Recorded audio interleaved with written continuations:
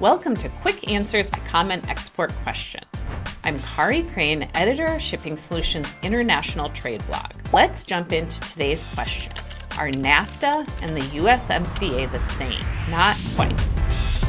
NAFTA, the North American Free Trade Agreement, went into effect in 1994 and eliminated most tariffs on trade between the US, Canada, and Mexico.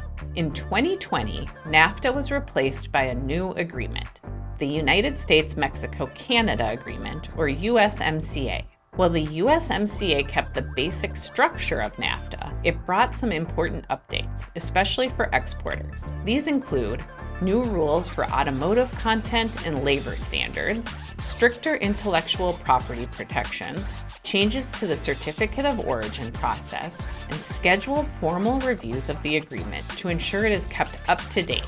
Under USMCA, there's no required government form for certifying origin. You can even create your own as long as it includes 9 specific data elements. But to make compliance easier, download our free USMCA Certificate of Origin template, linked here, and check out our video on how to identify and apply free trade agreement rules of origin. It's how you'll determine if your product qualifies for USMCA benefits. Thanks for watching, and don't forget to post your questions in the comments.